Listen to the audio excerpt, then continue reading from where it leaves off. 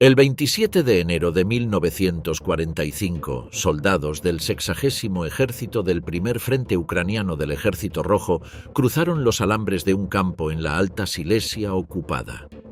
Lo que encontraron dentro desafió cualquier capacidad humana de comprensión. Más de 7.000 prisioneros en condiciones extremas de inanición, cientos de cadáveres y 48 barracones completos llenos de ropa, maletas, zapatos de niños, prótesis, gafas, 7 toneladas de cabello humano en bolsas esperando transporte a Alemania. Auschwitz no era un campo, era un sistema. Un complejo de más de 40 instalaciones que operó entre mayo de 1940 y enero de 1945, donde al menos 1,1 millones de personas perdieron la vida. La cifra más aceptada, calculada por el historiador polaco Franciszek Piper y publicada por Yad Vashem en 1991, establece que 960.000 de esas víctimas eran judíos. Los otros 140.000 incluían polacos étnicos, romaníes, prisioneros de guerra soviéticos y otras nacionalidades europeas. Pero la historia de Auschwitz no termina en 1945. 8 décadas después, arqueólogos, historiadores forenses y científicos forenses siguen desenterrando el suelo de Birkenau. Siguen apareciendo cápsulas del tiempo sepultadas por el terror. Siguen emergiendo preguntas que los documentos destruidos por las SS en enero de 1945 no pueden responder. Lo que sigue son 20 de esos misterios, 20 heridas abiertas en la historia, 20 razones por las que Auschwitz sigue siendo el lugar más estudiado, más debatido y más perturbador del siglo XX.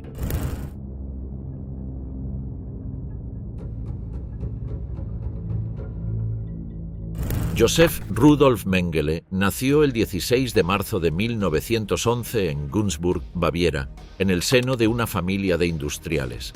Estudió medicina y filosofía en Múnich y Frankfurt. Defendió su primera tesis doctoral en 1935 bajo el título Investigación racial morfológica sobre la mandíbula inferior en 4 grupos raciales. 2 años después obtuvo su segundo doctorado en ciencias médicas con un trabajo sobre labios leporinos y paladar hendido. Era meticuloso, era ordenado, llevaba registros de todo. Cuando llegó a Auschwitz el 30 de mayo de 1943, Mengele tenía 32 años y una ambición científica devorada por una ideología que convertía a los seres humanos en material de investigación. Fue designado primero como médico del campo familiar gitano del sector BIE de Birkenau y luego ascendido a primer médico del campo de Auschwitz II en noviembre de 1943. Desde ese puesto supervisó innumerables selecciones en la rampa, enviando personalmente a cientos de miles de personas hacia las cámaras de gas, mientras reservaba a gemelos, enanos y personas con anomalías físicas para sus experimentos. La presencia de Mengele en la rampa se volvió casi ceremonial. Según varios testimonios de sobrevivientes, aparecía impecablemente uniformado, con guantes blancos y gritaba por los altavoces del andén: «Zwillinge heraus, gemelos, un paso al frente». Lo separaba del resto de los recién llegados antes de que comenzara la selección. Esos niños serían alojados en los barracones 29 y 31 de Birkenau, donde Mengele había establecido incluso un jardín de infantes como fachada para enmascarar su laboratorio humano. Sus experimentos con gemelos son los más documentados. Mediciones exhaustivas de partes del cuerpo, fotografías, análisis de sangre cruzados entre hermanos, cirugías sin anestesia, transfusiones de sangre entre gemelos de diferente tipo sanguíneo. Cuando uno de los gemelos moría, Mengele ordenaba ejecutar al sobreviviente para poder disecar ambos cadáveres simultáneamente. El sobreviviente Eva Moses Kor, quien sufrió sus experimentos siendo niña, declaró décadas después que Mengele les inyectaba sustancias desconocidas después de las cuales desarrollaban fiebres que casi los mataban. Ella no supo nunca qué sustancias eran. El misterio real comienza en los primeros días de enero de 1945. El historiador Dr. James Bulgian y otros investigadores han documentado que Mengele abandonó Auschwitz en automóvil el día de la evacuación, a finales de enero de 1945, llevando consigo una cantidad significativa de material de investigación, registros de datos sobre gemelos, sobre enanos, mediciones antropométricas, Resultados de análisis genéticos. Según el testimonio de la médica prisionera Marina Pusina, quien trabajó con Mengele, él se llevó esos registros de manera deliberada.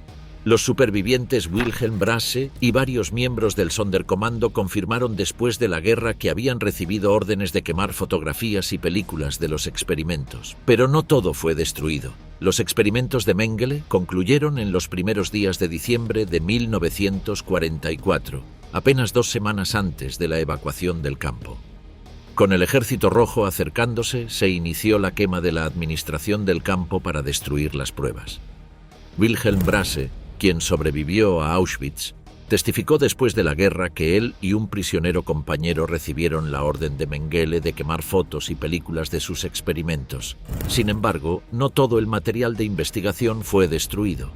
La médica prisionera Marina Pusina declaró que Mengele abandonó el campo el día de la evacuación llevando consigo tantos registros de datos de investigación como pudo, especialmente de gemelos y enanos. ¿A dónde fueron esos registros? Mengele huyó a través de varios campos hasta llegar eventualmente a Argentina en 1949, usando el nombre falso de Helmut Gregor.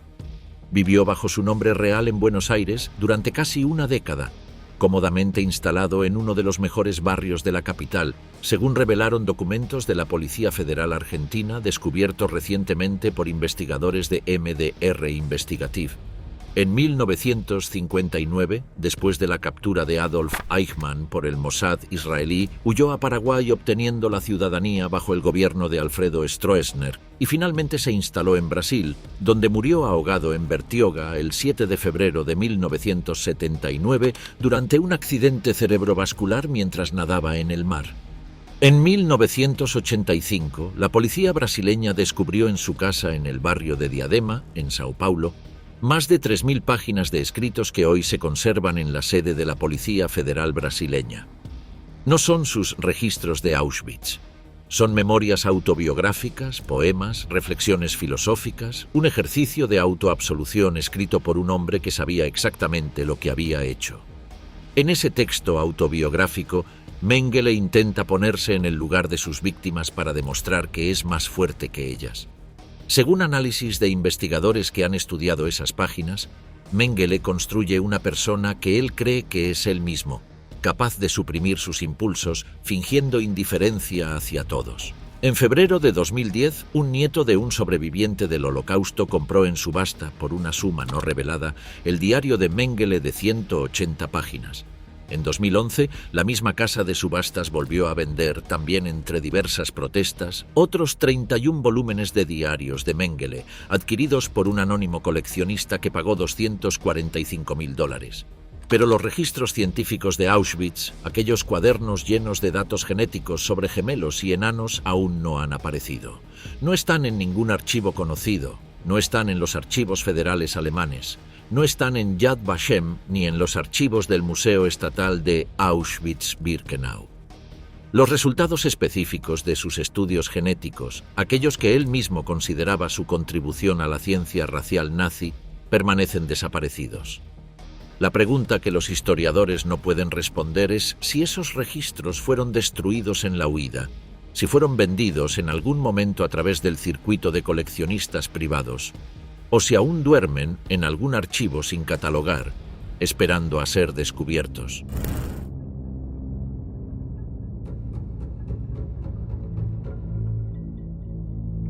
En el barracón número 10 de Auschwitz I, las paredes de ladrillo guardan un secreto de dimensiones médicas que los juicios de posguerra solo pudieron esbozar parcialmente. Ese edificio, adyacente al bloque 11, estaba designado para los experimentos médicos con mujeres.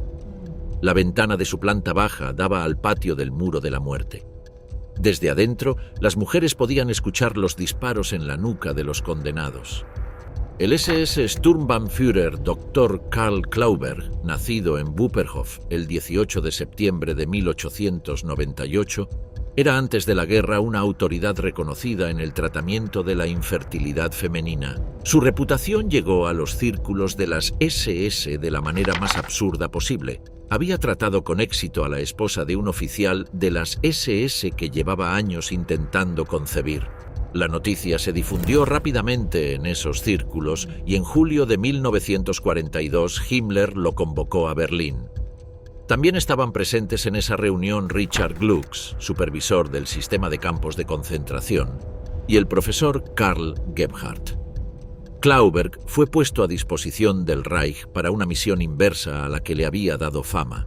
En lugar de curar la infertilidad, producirla masivamente. Llegó a Auschwitz a finales de 1942. El comandante Rudolf Höss puso el bloque 10 a su disposición. En el segundo piso del edificio se instalaron 2 salas donde, entre 1943 y enero de 1945, fueron retenidas entre 196 y 413 mujeres en todo momento, en su mayoría judías procedentes de los países ocupados por Alemania. Klauberg desarrolló un método de esterilización masiva no quirúrgica. Bajo el pretexto de realizar un examen ginecológico, primero verificaba que las trompas de falopio estuviesen abiertas y luego introducía un irritante químico especialmente preparado que causaba inflamación aguda. Esto provocaba que las trompas se fusionaran en pocas semanas, obstruyéndose. Se usaban rayos X para verificar los resultados de cada procedimiento. Estos procedimientos se llevaban a cabo de manera brutal. Las complicaciones eran frecuentes, incluyendo peritonitis y hemorragias del tracto reproductivo, que llevaban a alta fiebre y sepsis. El método que Klauberg probaba requería inyectar un irritante químico especialmente preparado, llamado iodipin, en los órganos reproductivos de las mujeres, causando inflamación. Después de varias semanas, se inyectaba nuevamente otro preparado conocido como Noe-Rontium, esta vez conteniendo una solución de formalina al 5 a 10% en los órganos reproductivos. Una radiografía posterior confirmaba la oclusión de las trompas de falopio. Todo esto se hacía durante los supuestos exámenes ginecológicos rutinarios. El químico que preparaba la solución era Johannes Goebel, representante de Scheringberg. Aquí radica el misterio central. La formulación exacta del compuesto que Klauberg denominaba su irritante no fue completamente documentada en ningún archivo que haya sobrevivido. Lo que se sabe es que contenía iodipin en la primera fase y una solución de formalina en la segunda, pero los porcentajes exactos, los volúmenes administrados por procedimiento, los intervalos entre las fases del protocolo y los criterios de selección de las pacientes que eran sometidas a una tercera inyección adicional permanecen sin documentación completa.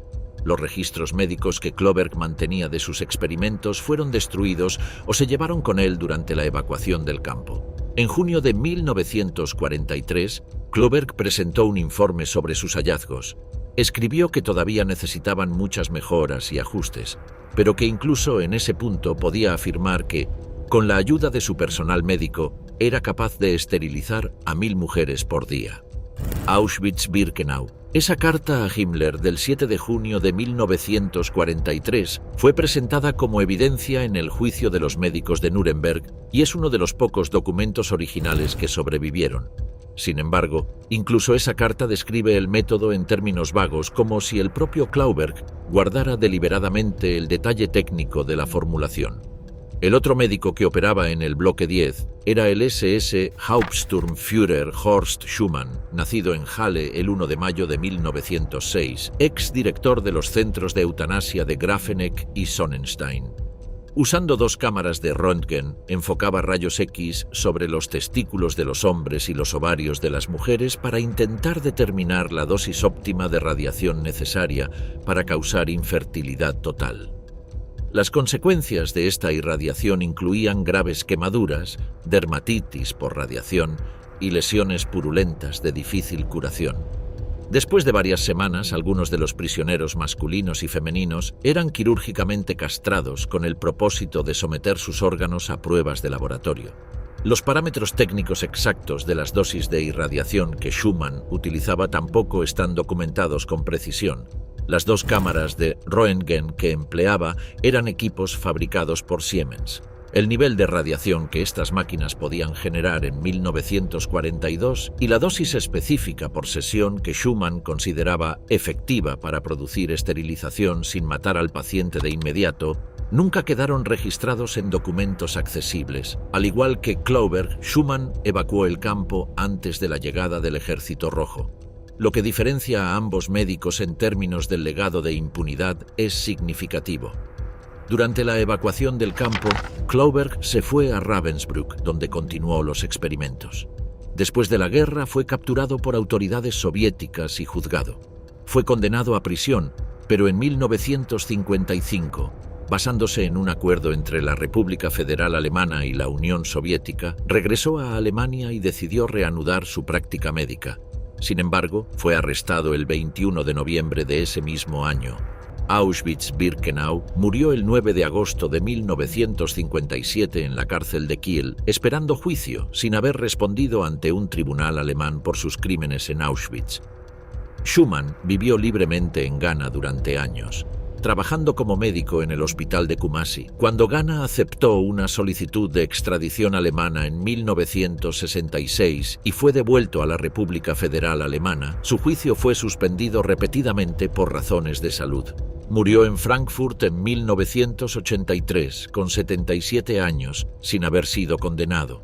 Los registros exactos de lo que experimentaron bajo sus manos permanecen enterrados con él. El testimonio de la sobreviviente Mitty Hartmann, judía holandesa nacida en Ámsterdam en 1902, capturado en los archivos del Museo de Auschwitz, describe la experiencia con precisión espeluznante. El profesor Klauberg llegó al campo y la hicieron tumbarse desnuda sobre una mesa negra, cubierta con un panel de vidrio blanco con una luz. Las luces del quirófano se apagaron. Luego le introdujeron un dispositivo en la vagina. Sintió dolor, como al dar a luz. Una lámpara roja estaba encendida. Entonces tomaron una fotografía.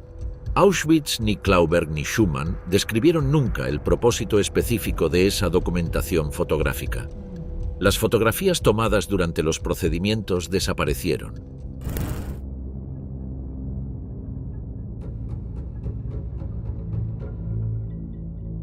Hay una categoría de experimentos en Auschwitz que resulta especialmente perturbadora porque requería primero seleccionar a las víctimas por sus características físicas, luego matarlas y finalmente conservar sus restos como material de estudio.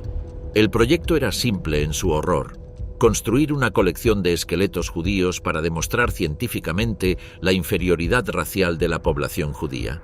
El instigador fue el SS Obersturmbannführer Dr. August Hirt, profesor de anatomía en la Rijksuniversität Strasbourg, en la Alsacia-Lorena incorporada al Reich.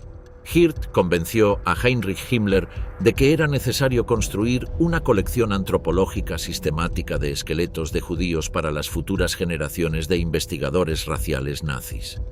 Himmler dio su aprobación. En 1943, la selección comenzó en Auschwitz. Un grupo de 115 prisioneros, 79 hombres y 36 mujeres, fueron elegidos por sus características físicas consideradas estereotípicamente judías. Medidas de cráneo, proporciones faciales, dimensiones de mandíbula, forma de la nariz, color de ojos y cabello. Fueron fotografiados, medidos en vida y luego, en agosto de 1943, transportados al campo de concentración de Natzweiler-Struthof en Alsacia, donde fueron asesinados con gas y enviados a la universidad. Rudolf Brandt y Wolfram Sievers, director general del Ahnenerbe, el instituto de investigación nazi que supervisaba el proyecto, fueron juzgados y ejecutados en 1948 tras el juicio de los médicos de Nuremberg. Lo que el tribunal no pudo establecer completamente fue qué métodos específicos de clasificación racial usaban los médicos para seleccionar a sus víctimas, qué tablas y parámetros antropométricos aplicaban durante esa selección en Auschwitz, y cuántos experimentos similares se realizaron sin dejar registros conocidos. El paradero final de todos los documentos de investigación antropométrica generados por el proyecto tampoco está completamente aclarado. Parte del material fue descubierto por las fuerzas aliadas al liberar Natzweiler-Struthof. Pero la metodología completa del proceso de selección en Auschwitz, el protocolo interno que usaban los médicos al clasificar a los prisioneros según rasgos raciales en la rampa o en los bloques, permanece sin documentar completamente.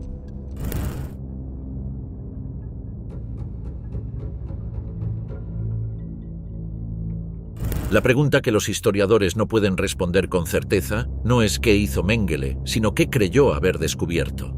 La distinción importa, porque entre ambas preguntas se extiende un abismo de evidencia destruida, ciencia fraudulenta y ambición académica criminal. Mengele no llegó a Auschwitz como un asesino sin propósito.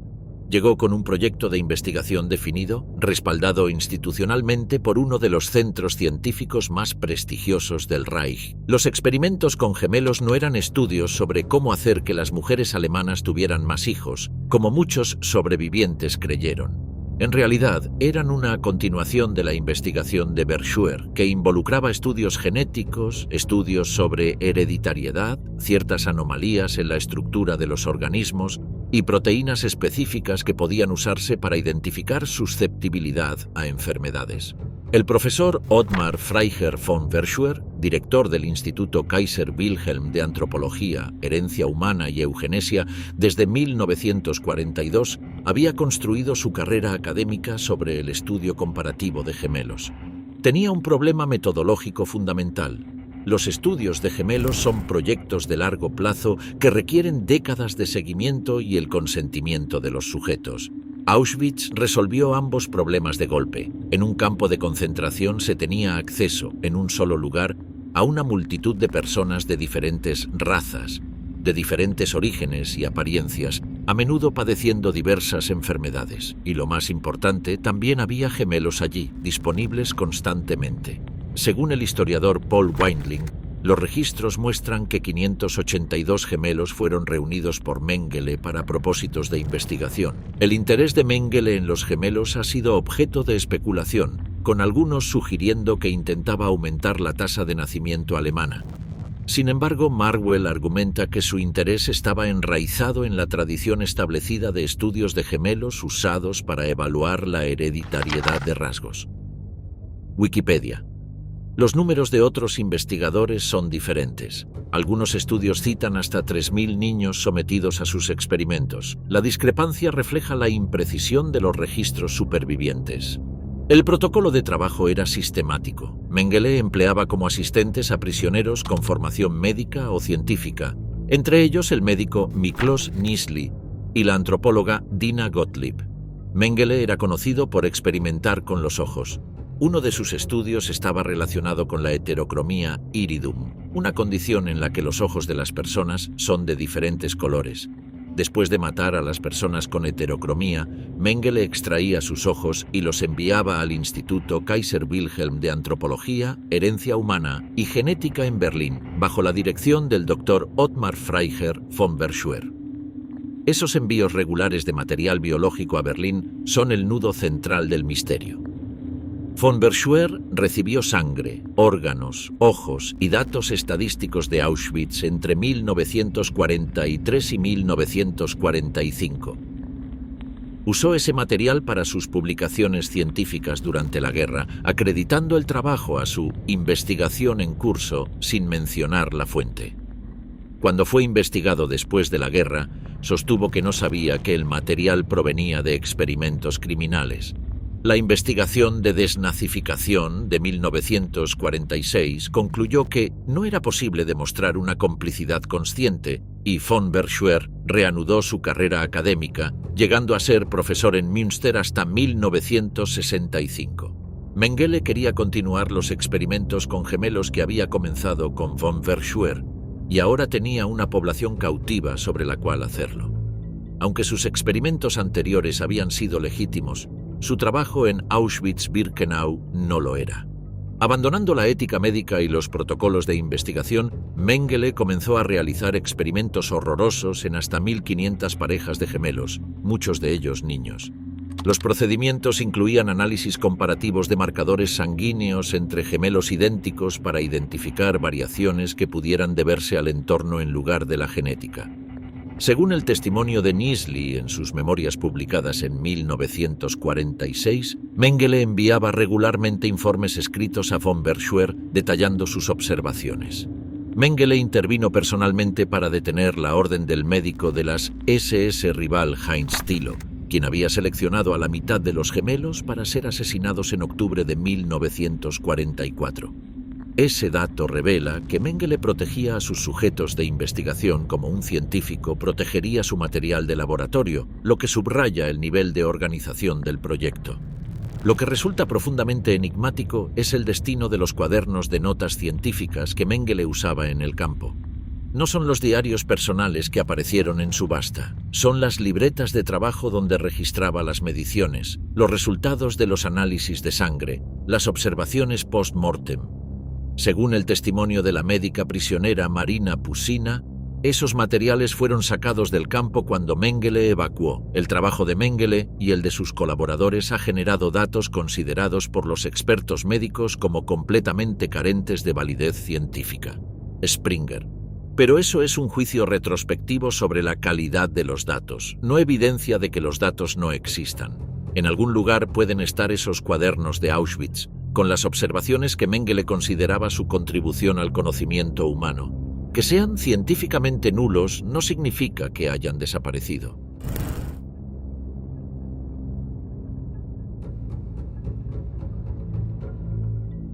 Auschwitz no operaba en el vacío institucional. Era parte de un ecosistema de experimentación médica nazi que incluía Dachau, Ravensbrück, Mauthausen y Neuengamme. Cada campo tenía especialidades. En Dachau, el SS Hauptsturmführer Dr. Sigmund Rascher, con el respaldo directo de Himmler, sistematizó los experimentos de hipotermia para la Luftwaffe. En Auschwitz, las categorías de resistencia física se entrecruzaban con los intereses de múltiples actores militares e industriales. Los experimentos de hipotermia de Dachau son los más documentados porque Rascher produjo informes detallados para Himmler.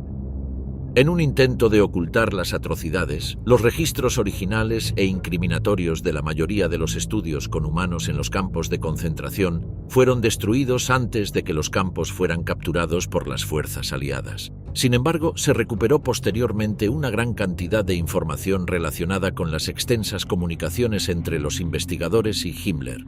Inmediatamente después de la guerra, Leo Alexander investigó los experimentos de hipotermia de Dachau y preparó un informe de 228 páginas que incluía 68 páginas de comentarios personales y la reproducción de un informe completo de 56 páginas a Himmler sobre los experimentos de Dachau, firmado por los doctores Holzleuner, Rascher y Finke, con fecha del 21 de octubre de 1942. Ese informe Dachau es la excepción, no la regla. Para la mayoría de los experimentos en la red de campos nazis no existe ningún documento equivalente.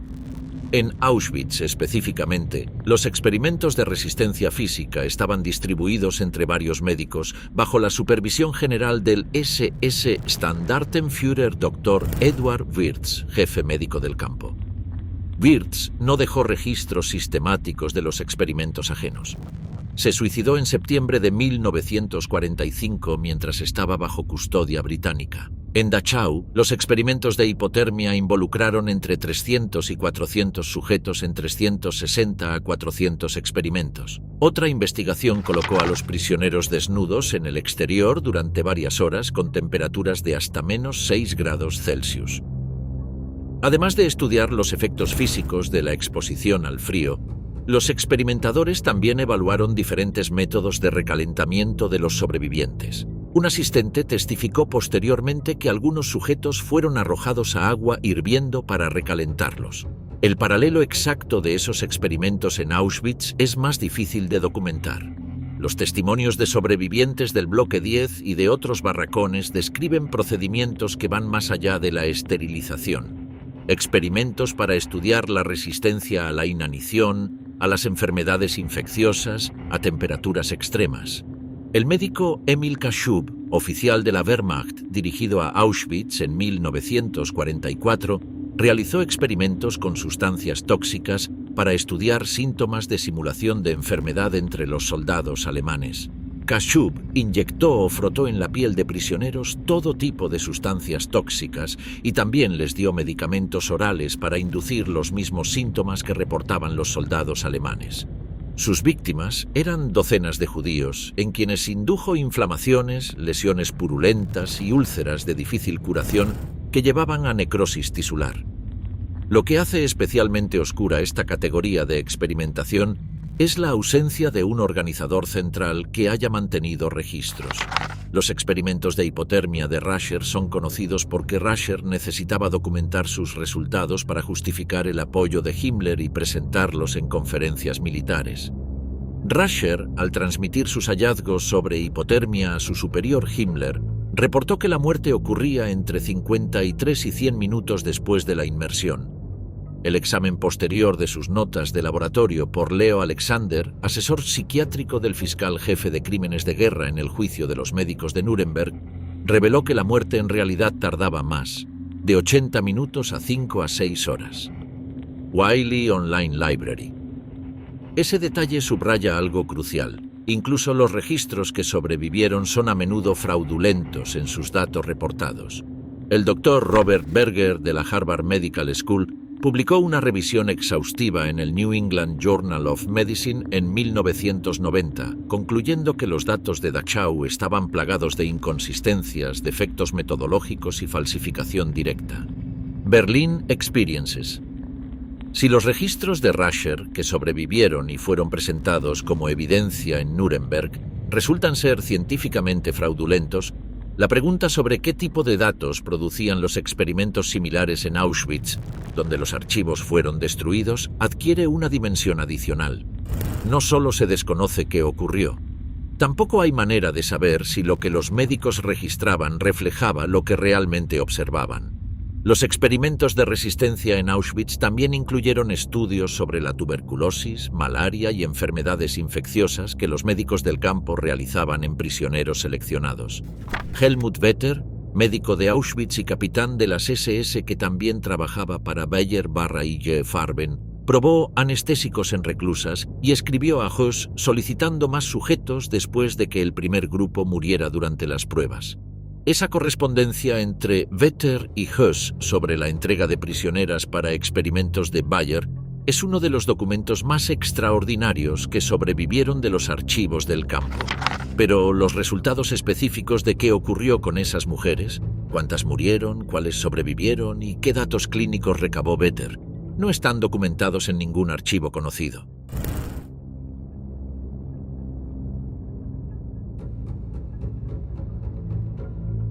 Entre los experimentos menos documentados de Auschwitz se encuentran los relacionados con la inseminación artificial. Varios testimonios de sobrevivientes y exprisioneras del campo de mujeres mencionaron procedimientos ginecológicos forzados que iban más allá de la esterilización.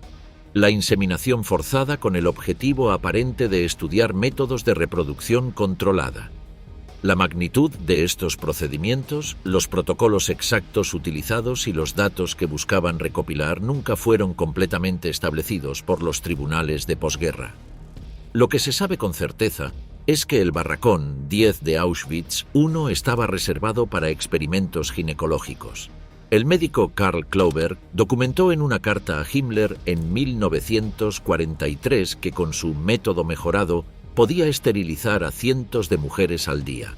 Esa carta fue presentada como evidencia en el juicio de los médicos, pero lo que no está completamente documentado es si los experimentos de Klauber incluían componentes de fertilización forzada además de los de esterilización. El testimonio de Gisela Perl, ginecóloga judía rumana y prisionera del campo de mujeres, publicado en su libro de 1948, incluye descripciones de procedimientos médicos realizados a mujeres del campo que iban más allá de lo que los documentos oficiales nazis reconocen. Los detalles técnicos exactos de los experimentos de inseminación artificial, si se realizaron de manera sistemática, permanecen sin confirmación documental.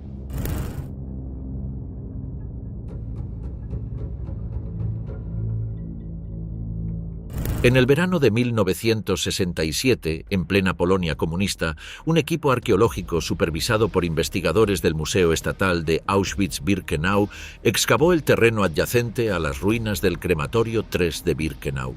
El crematorio había sido volado por las SS el 20 de enero de 1945, apenas días antes de la llegada del Ejército Rojo. El terreno era un campo de escombros, concreto roto, acero retorcido y tierra removida. Pero bajo esa destrucción deliberada, el suelo había conservado algo que los nazis no pudieron llevarse. El arqueólogo Andrzej Brzozowski filmó el proceso de excavación en un documental de corta duración titulado Arqueología.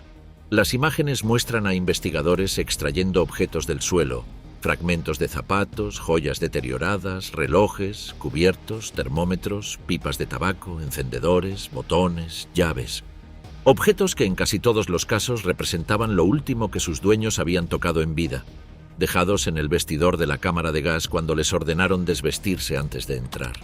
La proximidad del crematorio 3 al punto de la selección y el recorrido hacia las cámaras de gas explica por qué los objetos estaban allí.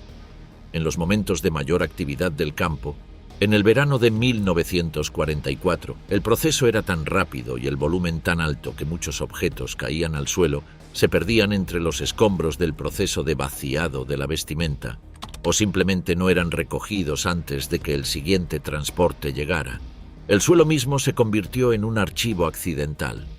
El registro de las colecciones del museo solo mostraba algo más de 400 objetos de estas excavaciones.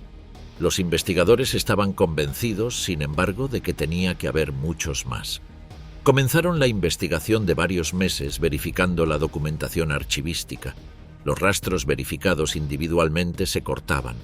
Las personas que trabajaban entonces en el museo ya no estaban allí. El autor del film había muerto, las instituciones que crearon la película habían cambiado y los archivos guardaban silencio. El director Piotr Szywiński ofreció la explicación histórica y política más convincente de la desaparición. Las excavaciones de 1967 se realizaron en el verano.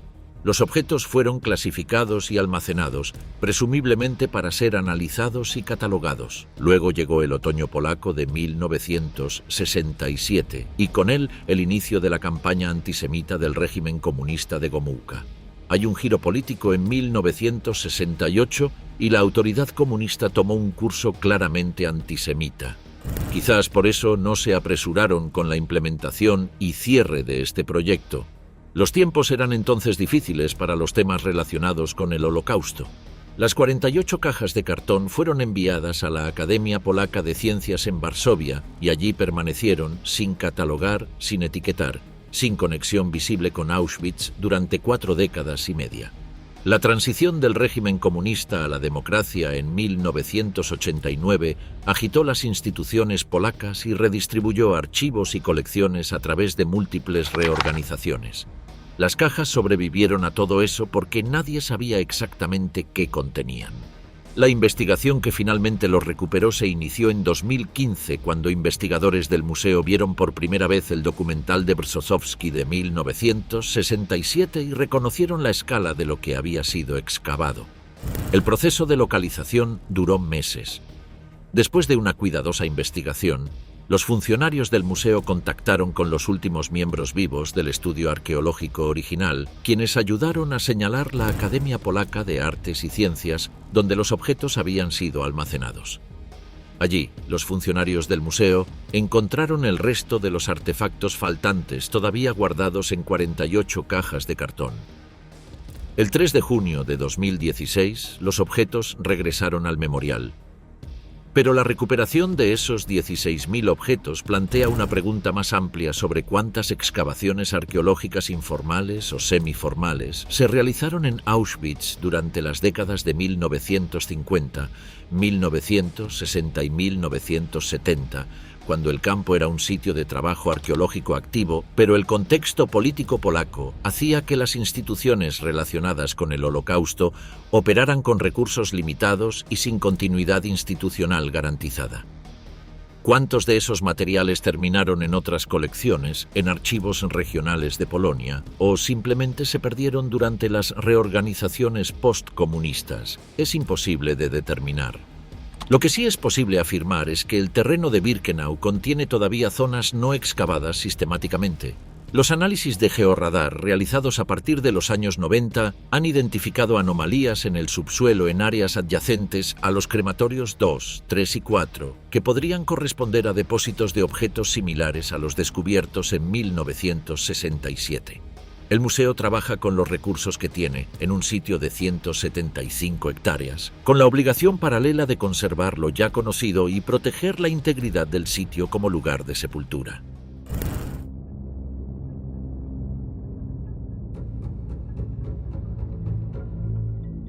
En los primeros meses de 1942, antes de que los crematorios 2, 3, 4 y 5 de Birkenau entraran en operación, los nazis necesitaban una solución provisional.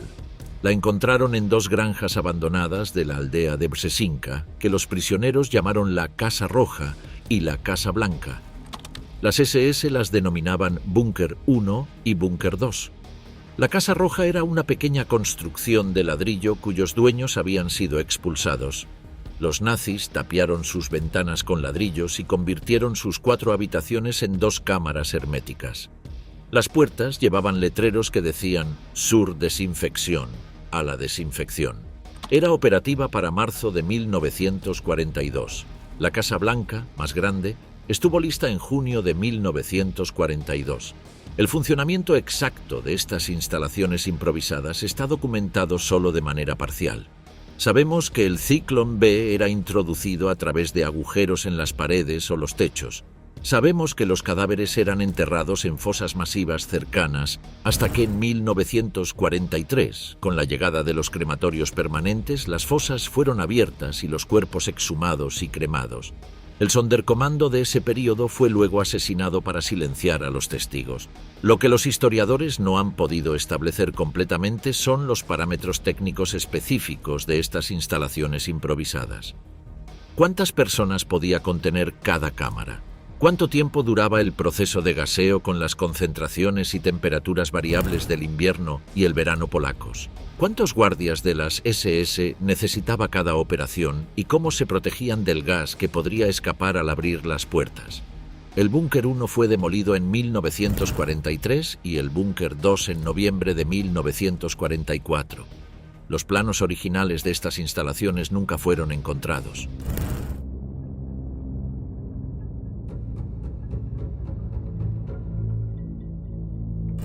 El acto de escribir en Auschwitz era un acto político de primer orden. El campo estaba diseñado precisamente para borrar la posibilidad de testimonio, sin nombres, sin identidades registradas para la mayoría de las víctimas, sin testigos que pudieran sobrevivir. El Sonderkommando era el eslabón más débil de esa cadena de silencio desde la perspectiva de las SS, porque sus miembros veían el proceso completo, por eso eran renovados regularmente, asesinados y reemplazados. Por eso vivían aislados del resto de prisioneros, pero algunos de ellos escribieron y enterraron lo que escribieron. Los rollos de Auschwitz son una variedad de documentos escritos por miembros del Sonderkommando. Estos escritos fueron enterrados en los terrenos de los crematorios en 1944. Entre 1945 y 1980, 8 depósitos de documentos de 5 autores conocidos fueron descubiertos, en su mayoría por casualidad. Pocos de quienes conocían sus ubicaciones habían sobrevivido. Los 5 autores conocidos son Salman Leventhal, Salmen Gradowski, Leib Langfuss y Marcel Nadjari. Sus escritos están en yidis, polaco y griego. Los descubrimientos ocurrieron en fechas distintas. El primer manuscrito de Gradowski fue recuperado el 5 de marzo de 1945, apenas semanas después de la liberación, porque el miembro del Sonderkommando Shlomo Dragon, que había sobrevivido la marcha de evacuación, sabía exactamente dónde estaba enterrado. Otros fueron encontrados en 1952, 1962 y 1980 durante trabajos de excavación en el terreno de los crematorios. El manuscrito de Marcel Nadjari, un judío sefardí de Tesalónica, fue descubierto en 1980 enterrado en un termos de metal a 40 centímetros de profundidad. Estaba tan deteriorado por la humedad que tardó décadas en ser legible parcialmente. Una de las pocas cosas que daban a los prisioneros un sentido de esperanza en su lucha cotidiana era el trabajo de resistencia. Trabajando en las cámaras de gas y los crematorios, el Sonderkommando había sido testigo de un genocidio oculto a escala industrial. Usaron su posición para conseguir papel, botellas y latas para escribir lo que estaba ocurriendo y enterrarlo en la tierra alrededor de los crematorios y las cámaras de gas. Los miembros del Sonderkommando escribieron notas para sus familias, crearon registros de sus experiencias y documentaron el número de personas asesinadas en las cámaras de gas. Cientos de estas notas fueron descubiertas después de la liberación por el Ejército Rojo y el Museo Estatal de Auschwitz-Birkenau. La lista de transporte recuperada entre los manuscritos es especialmente significativa. Registra fecha, número de personas, si eran hombres, mujeres o niños, el lugar de origen y el crematorio utilizado. Usa la numeración interna del Sonderkommando, diferente a la numeración oficial. Es el único registro escrito desde adentro del proceso de exterminio en tiempo real, no la reconstrucción de un sobreviviente, sino la crónica de alguien que estaba presente mientras ocurría. Salmen Gradowski, prisionero del Sonderkommando, escribió en notas desenterradas después de la guerra en los terrenos del Crematorio 3. Recientemente han comenzado a borrar las huellas y dondequiera que había muchas cenizas, han ordenado que sean molidas finamente, llevadas al vístula y soltadas con la corriente. Hemos desenterrado muchas tumbas, pero todavía hay 2 fosas abiertas en los terrenos del segundo y tercer crematorios. Varias fosas todavía están llenas de ceniza. Una vasta cantidad de ceniza de cientos de miles de judíos, rusos y polacos está esparcida y labrada en los terrenos de los crematorios. Gradowski nació en Suwałki, Polonia, en torno a 1908 o 1910. Las fuentes difieren en el año exacto. Se estableció con su esposa Sonia en Luna, una pequeña ciudad cerca de Grodno. Era un judío piadoso que trabajaba como empleado y tenía una formación literaria sólida. Fue deportado a Auschwitz desde el gueto de Grodno en diciembre de 1942. Su esposa Sonia fue asesinada en las cámaras de gas el 8 de diciembre de 1942, el día siguiente a la llegada de Gradowski al campo.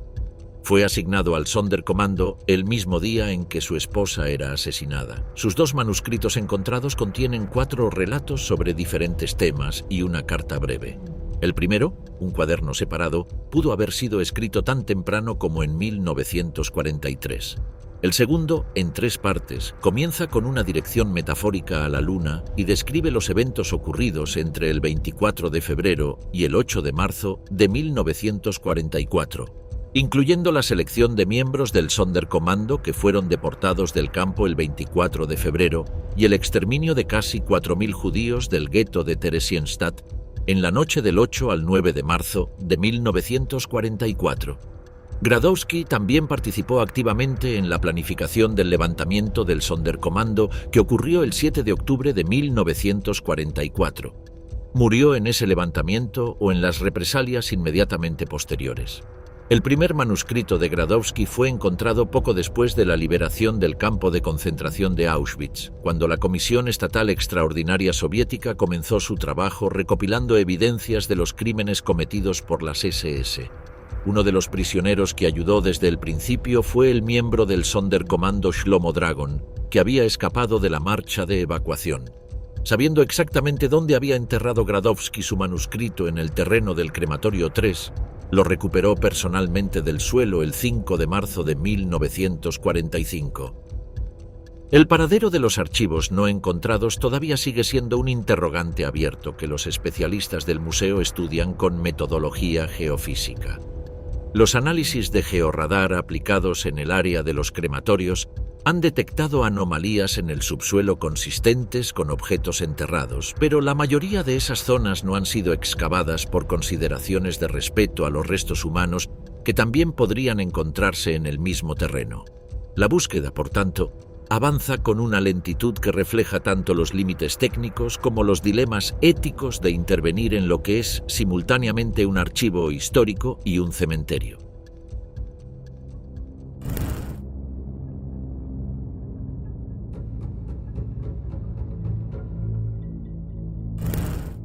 No toda la resistencia en Auschwitz fue armada, no toda fue política. Existía una forma de resistencia que los nazis no podían ver porque no dejaba rastro visible.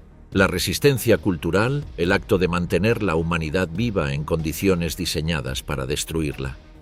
En el barracón número 8 de Auschwitz I, arqueólogos que realizaban trabajos de conservación descubrieron bajo el suelo de madera un conjunto de piezas de ajedrez talladas a mano con fragmentos de hueso, metal y madera. Pequeñas esculturas clandestinas, imperfectas y hermosas. Algún prisionero cuyo nombre no está registrado, tomó materiales del entorno y esculpió pacientemente las 32 piezas de un tablero de ajedrez para jugar en secreto. El hallazgo fue publicado por Yahoo News en 2022 y formó parte de un reportaje más amplio sobre los objetos encontrados bajo los suelos del campo durante trabajos de conservación. Las piezas de ajedrez estaban acompañadas por otros objetos ocultados: botones, fragmentos de cartas, pequeñas monedas, un peine. Objetos sin valor aparente. Objetos que a sus dueños les habían costado posiblemente la vida conseguirlos. ¿Quién talló esas piezas? ¿Cuántos prisioneros jugaban ajedrez en secreto en el Barracón 8? ¿Durante cuánto tiempo? ¿Las SS descubrieron alguna vez el juego? Las respuestas están sepultadas en un silencio que el carbono y la madera no pueden romper. El ajedrez fue el idioma privado de alguien que se negó a dejar de pensar.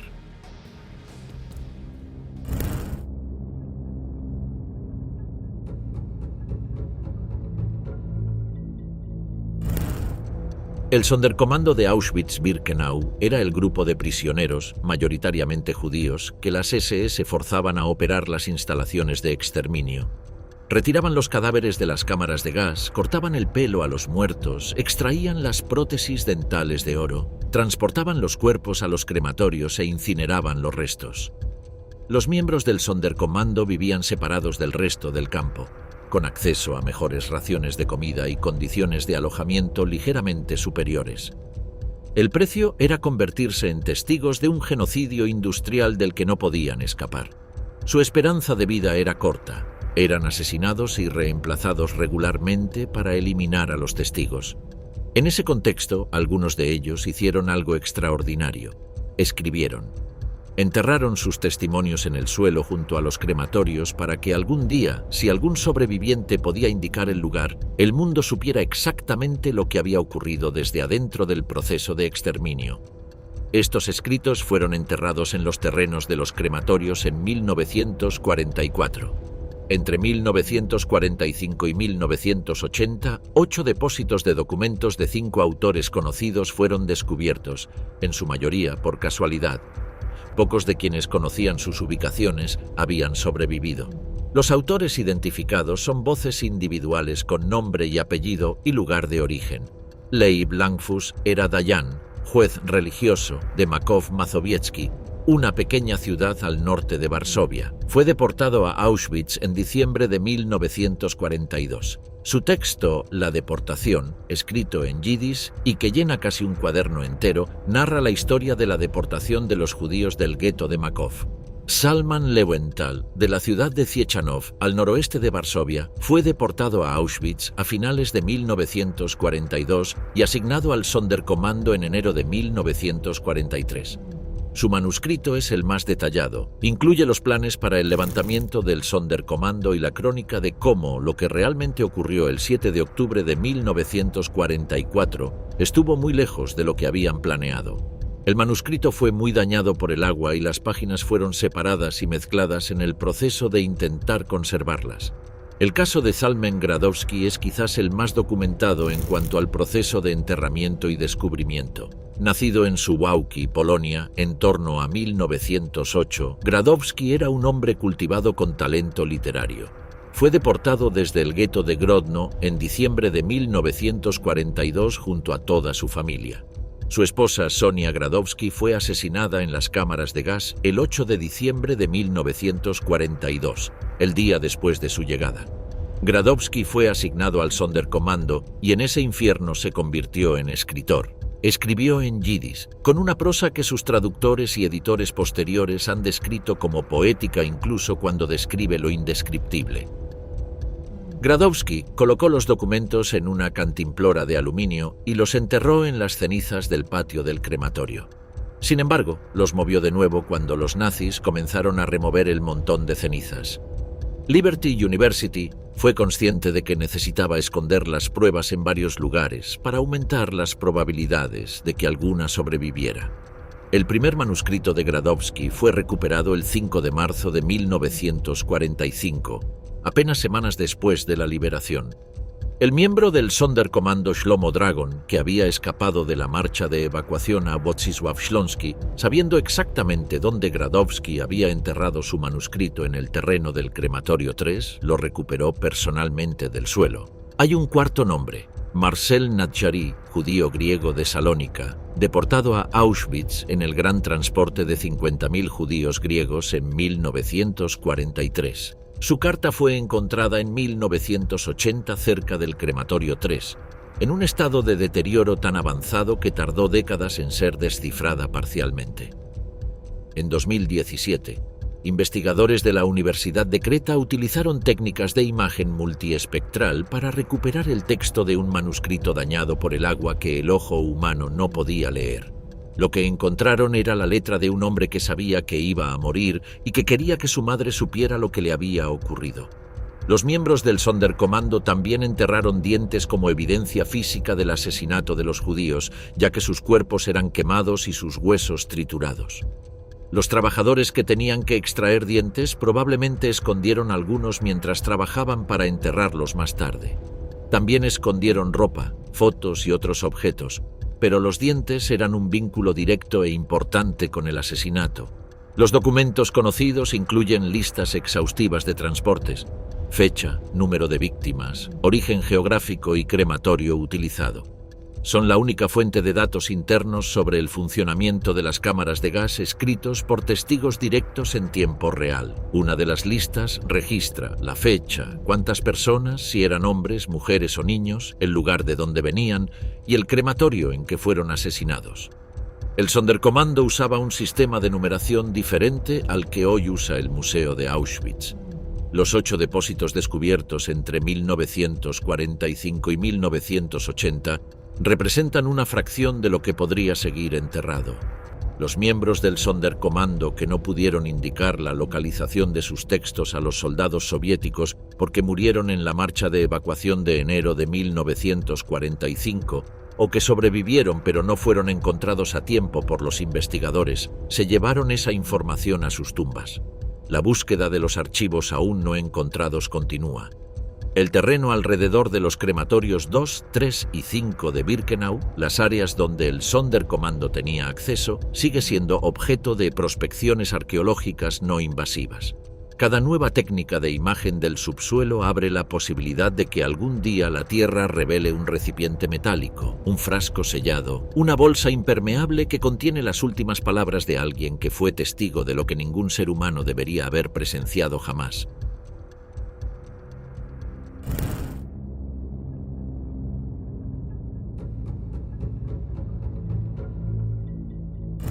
Oskar Schindler era un industrial alemán de Moravia, miembro del partido nazi, mujeriego conocido y hombre de negocios oportunista. Llegó a Cracovia en 1939 aprovechando la ocupación alemana para hacerse con una fábrica expropiada a dueños judíos. Sus primeras motivaciones eran puramente económicas: mano de obra esclava barata, contratos militares lucrativos. Lo que ocurrió entre 1942 y 1945 transformó a Schindler en una figura histórica diferente. A lo largo de ese periodo, Schindler protegió a sus trabajadores judíos de las deportaciones a los campos de exterminio, argumentando que eran trabajadores esenciales para la producción de guerra. La lista a la que nos referimos, la famosa lista de Schindler, fue compilada en octubre y noviembre de 1944 cuando Schindler negoció el traslado de 1.200 trabajadores de su fábrica en Cracovia a una nueva instalación en Brunlitz, en Checoslovaquia, para evitar que fueran enviados a Auschwitz en la liquidación de los guetos y campos de trabajo de la región. El punto de contacto con Auschwitz es crucial. Parte de esos 1.200 trabajadores, al ser evacuados de los campos de trabajo de la región de Cracovia, fueron temporalmente internados en Auschwitz. En particular, las 300 mujeres incluidas en la lista fueron inicialmente enviadas a Auschwitz-Birkenau en lugar de a Brunlitz, como menciona el documental incluido en el material de referencia. Schindler tuvo que intervenir personalmente para sacarlas del campo. El misterio documental es real. El documento original de la lista de Schindler existe en múltiples versiones. La lista fue reescrita varias veces en el proceso de compilación y negociación. El documento original firmado por Schindler, que correspondía exactamente a los 1.200 trabajadores que pasaron por Auschwitz, nunca fue localizado en los archivos del campo. Los registros de Auschwitz de ese periodo son fragmentarios porque las SS destruyeron masivamente la documentación en los días previos a la evacuación del campo en enero de 1945.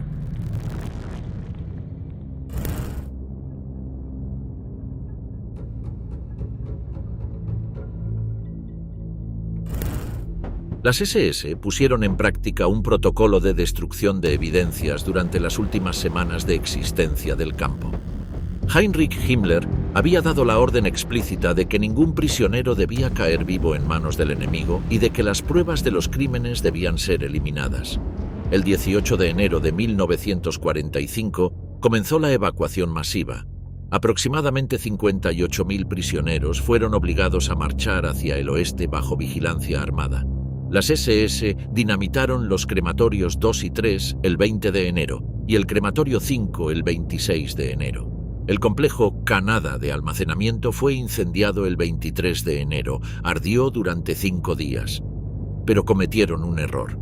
Quemaron los archivos del campo principal. No quemaron el archivo de construcción, que estaba guardado en un edificio diferente y que las tropas soviéticas encontraron intacto al liberar el campo el 27 de enero. Ese archivo de construcción contiene los planos de Birkenau, que hoy se conservan en Yad Vashem.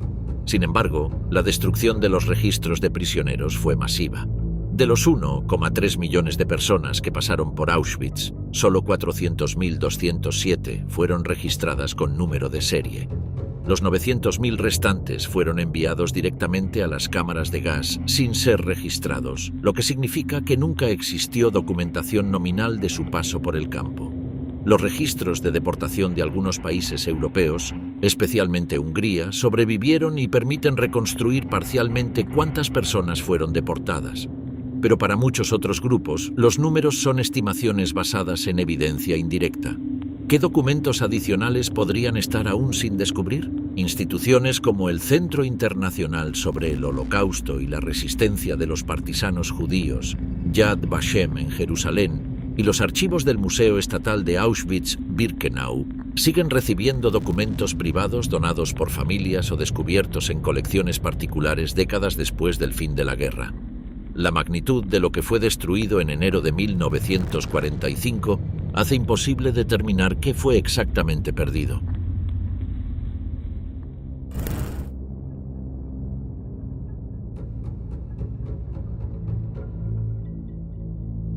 El 4 de abril de 1944, un avión de reconocimiento aliado sobrevoló la zona de Auschwitz por primera vez. La misión era fotografiar la planta industrial de IG Farben en Monowitz. Las fotos mostraban también el campo adyacente, aunque no fueron analizadas con ese propósito en ese momento. Para finales de mayo de 1944, los aliados contaban con información detallada sobre lo que ocurría en Auschwitz. El 27 de abril de 1944, Rudolf Barba, con número de serie 44070, y Alfred Wetzler, con número de serie 29162, habían escapado del campo y llegado a Eslovaquia con un relato exhaustivo del proceso de exterminio. Su informe, el llamado Informe Barba-Wetzler, llegó a manos del Consejo Judío Eslovaco y fue distribuido a los gobiernos aliados. En el verano de 1944, entre mayo y principios de julio, 437.000 judíos húngaros fueron deportados a Auschwitz a un ritmo de hasta 12.000 personas por día. El proceso era visible desde el aire. El 26 de junio, 71 bombarderos B-17 en otra misión habían sobrevolado o cruzado 3 líneas de ferrocarril que conducían a Auschwitz. El 7 de julio, poco después de que el Departamento de Guerra de los Estados Unidos rechazara las solicitudes de líderes judíos para bombardear las líneas ferroviarias que conducían a los campos, 452 bombarderos de la 15ª Fuerza Aérea volaron a lo largo y a través de las 5 líneas de deportación ferroviarias en su camino a bombardear refinerías de petróleo en Blechhammer, en las cercanías. El rabino eslovaco Michael Dov Weissmandl fue el primero en sugerir específicamente el bombardeo de las vías el 16 de mayo de 1944. La propuesta fue enviada al gobierno británico y al gobierno de los Estados Unidos. El historiador Martin Gilbert y David Wyman han documentado exhaustivamente las respuestas que recibió. En respuesta a las solicitudes de bombardeo, el subsecretario de Guerra John Hoyt McCloy comunicó que tal operación solo podría ejecutarse mediante la desviación de considerable apoyo aéreo actualmente comprometido en operaciones decisivas en otros lugares, y en cualquier caso sería de eficacia tan dudosa que no justificaría el uso de nuestros recursos. El argumento era falso según los propios registros militares. Las instalaciones de IG Farben en Auschwitz III fueron bombardeadas 4 veces entre agosto y diciembre de 1944 por la 15ª Fuerza Aérea Americana con base en Italia. El 20 de agosto, el 13 de septiembre, el 18 de diciembre y el 26 de diciembre. El 13 de septiembre de 1944, bombas que caían cortas de su objetivo industrial impactaron accidentalmente en los barracones de las SS en Birkenau, matando a 5 miembros de las SS, lo que demuestra que los aviones aliados podían alcanzar el objetivo. El primer ministro Churchill no tenía dudas sobre la naturaleza del crimen. Como escribió a Anthony Eden cuando le llegaron los informes de lo que ocurría en Auschwitz, no hay duda de que esto es probablemente el crimen más grande y más horrible jamás cometido en toda la historia del mundo y ha sido realizado por maquinaria científica por hombres nominalmente civilizados en nombre de un gran Estado. Sin embargo, los bombardeos no ocurrieron. ¿Por qué? El debate entre historiadores continúa. La explicación más documentada sugiere una combinación de factores: las prioridades militares de la campaña de Normandía y el Frente Oriental, la burocracia del proceso de aprobación de objetivos y, en algunos niveles, una indiferencia política hacia el destino específico de la población judía que el historiador David Wyman calificó en su libro de 1984 como el abandono de los judíos. El bombardeo aliado de Auschwitz-Birkenau a mediados de julio de 1944 no habría salvado a los aproximadamente 310.000 judíos húngaros que los alemanes habían asesinado a su llegada al centro de exterminio entre el 15 de mayo y el 11 de julio de 1944, Holocaust Enciclopedia, pero habría podido salvar a cientos de miles más.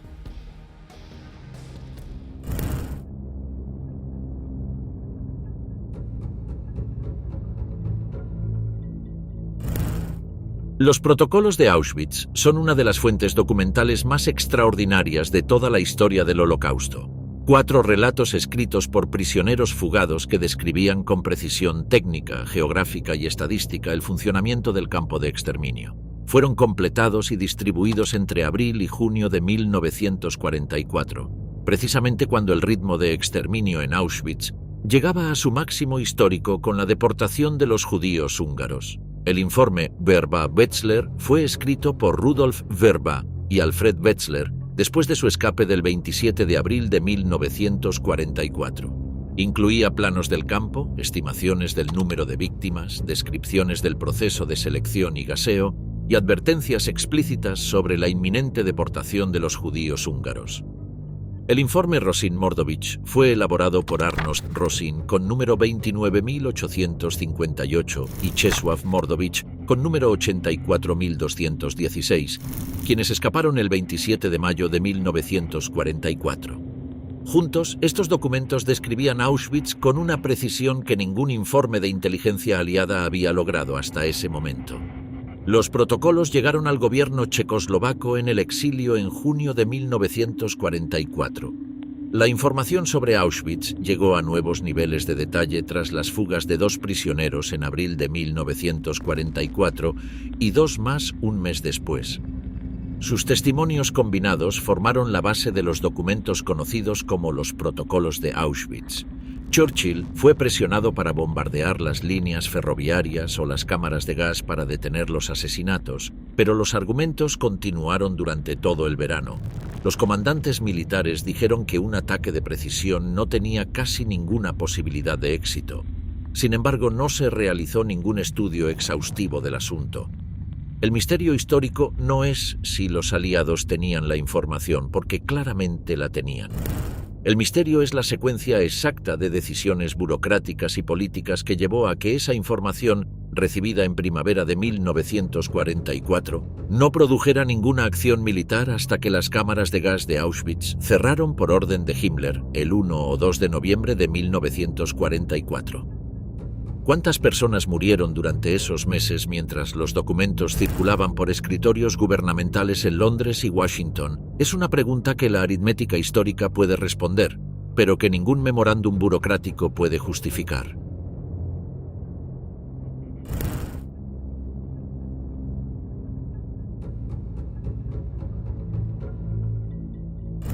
Cuando las fuerzas soviéticas llegaron al campo el 27 de enero de 1945, encontraron los crematorios 2 y 3 volados, el crematorio 4 parcialmente demolido y el crematorio 5 dinamitado el día anterior. Las SS habían sido deliberadamente meticulosas. Los muros de las cámaras de gas subterráneas habían sido destruidos, los techos habían colapsado y los escombros cubrían el paisaje de Birkenau en el extremo occidental del campo. Décadas después de la liberación, las excavaciones arqueológicas sistemáticas han continuado revelando los contornos reales de esas instalaciones de exterminio. Trabajos realizados en los años 90 y continuados en los 2000 y 2010 han identificado estructuras de cimientos que no figuraban completamente en los planos conocidos, muros enterrados que sugieren que las instalaciones podrían haber sido ligeramente diferentes en su configuración final de lo que indican los planos de 1941 conservados en Yad Vashem. En 2014, arqueólogos que trabajaban en el sitio del campo de exterminio de Sobibor, en el este de Polonia, utilizaron técnicas de georradar para identificar estructuras subterráneas sin excavarlas. Las mismas técnicas se han aplicado en Auschwitz-Birkenau y han revelado anomalías bajo el suelo en áreas que se creían completamente conocidas. La localización exacta de todas las cámaras de gas, incluyendo las instalaciones improvisadas de los primeros años del campo, no está completamente documentada en la superficie del terreno actual. Parte de esas estructuras está debajo del asfalto y el terreno que hoy forman el sitio memorial.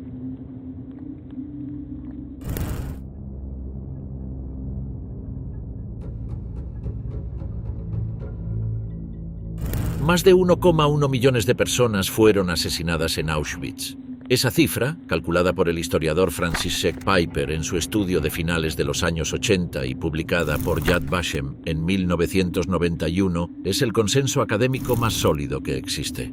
Pero es una estimación mínima. Pijper lo reconocía explícitamente en su metodología. Se basó en los horarios de llegada de trenes combinados con los registros de deportación que sobrevivieron en los países de origen. Esos registros tienen lagunas. Los deportados de la Unión Soviética están insuficientemente documentados.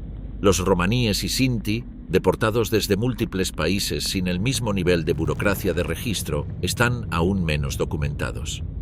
Los niños menores de edad que llegaron con sus familias y fueron enviados directamente a las cámaras de gas sin ningún proceso de registro son, por definición, invisibles en los archivos. Las estimaciones anteriores eran muy superiores. El comunicado soviético del 8 de mayo de 1945 afirmó que 4 millones de personas habían sido asesinadas en el lugar, basándose en la capacidad de los crematorios.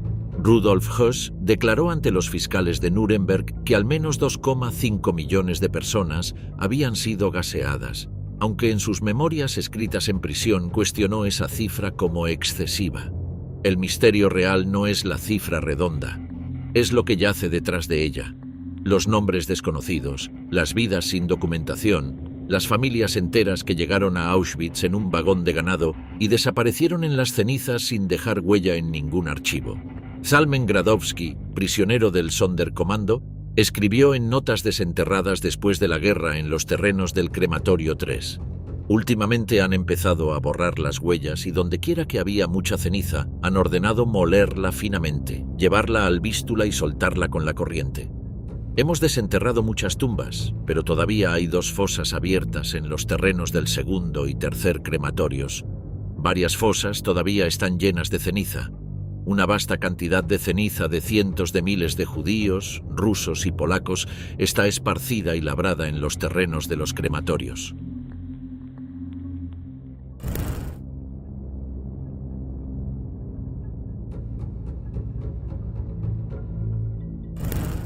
Hay una pregunta que los visitantes de Auschwitz-Birkenau raramente formulan porque su respuesta resulta insoportable.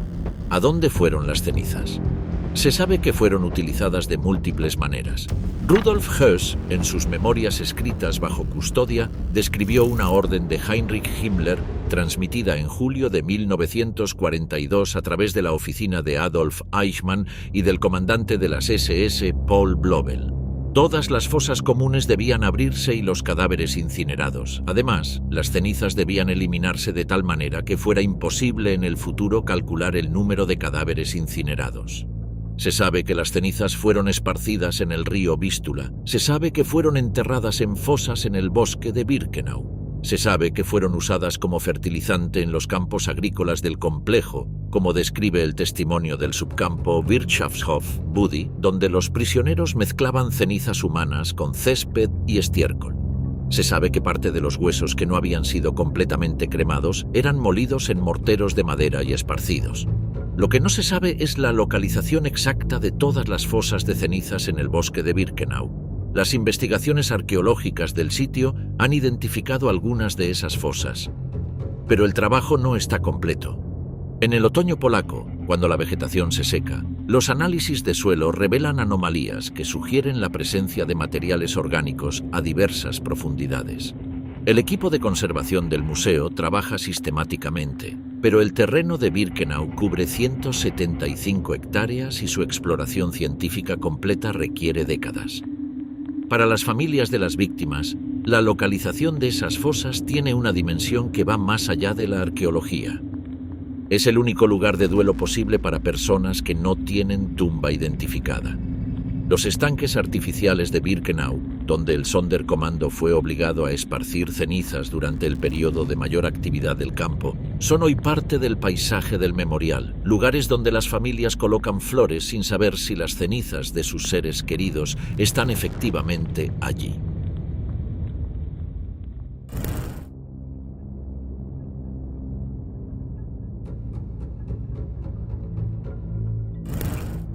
Cuando los crematorios de Birkenau no podían asumir el ritmo de asesinato, los cadáveres eran enterrados en fosas masivas. En los primeros años del campo, entre 1942 y 1943, cuando los crematorios permanentes aún no estaban operativos o no tenían suficiente capacidad, las víctimas de las cámaras de gas improvisadas eran enterradas en fosas masivas en el bosque de Birkenau. Himmler ordenó en 1943 la exhumación y cremación de esos cadáveres bajo la Aktion 1005, el programa sistemático de destrucción de evidencias de las ejecuciones masivas. La Aktion 1005 fue supervisada en el este de Polonia por el SS Standartenführer Paul Blobel y fue aplicada también en Auschwitz. Los Sonderkommando fueron obligados a excavar las fosas masivas, retirar los cadáveres en estado avanzado de descomposición y quemarlos en piras al aire libre. Pero la operación no fue completada en todos los casos. El trabajo era físicamente insoportable, incluso para prisioneros amenazados con la muerte. El olor de los cuerpos en descomposición era perceptible a varios kilómetros de distancia. Los testimonios de varios miembros del Sonderkommando describen la escala del horror de esa exhumación. Investigadores del Museo Estatal de Auschwitz-Birkenau han identificado, mediante análisis de georradar y muestras de suelo, zonas en el bosque de Birkenau donde podrían existir fosas con restos no cremados que no fueron descubiertas durante la Aktion 1005. Estas zonas están marcadas y protegidas por el museo como parte del área de sepultura, pero no han sido completamente excavadas por respeto a los muertos. La legislación polaca sobre sitios de sepultura y la posición del museo como institución conmemorativa establecen límites claros a la excavación arqueológica en estas zonas. Lo que podría encontrarse en esas fosas si se excavaran completamente incluiría documentos, objetos personales y posiblemente información que permitiría identificar a víctimas individuales. Pero la excavación de fosas masivas es también una intervención en un cementerio. El dilema entre el imperativo histórico y el respeto a los muertos no tiene resolución simple.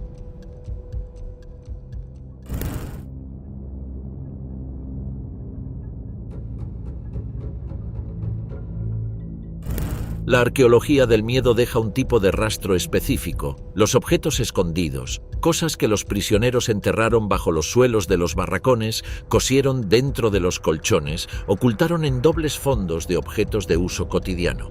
No para recuperarlos necesariamente, sino para preservarlos del saqueo sistemático de las SS.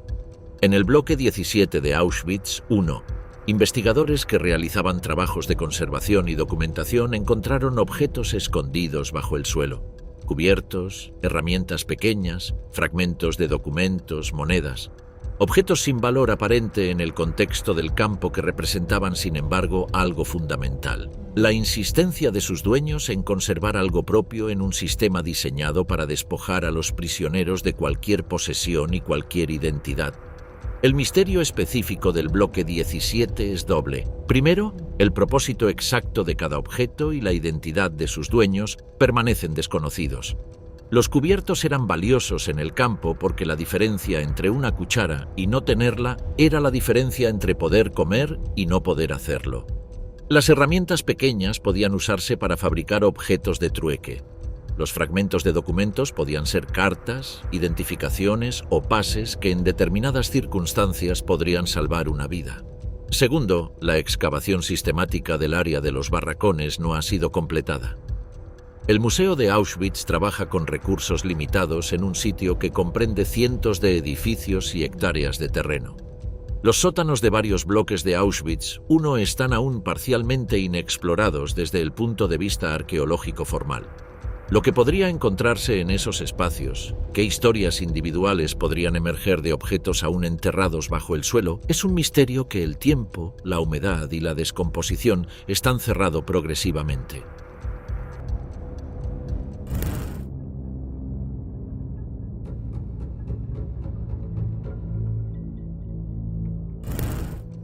Auschwitz es la pregunta sin respuesta de la historia moderna, no porque los hechos sean inciertos, sino porque los hechos son demasiado ciertos.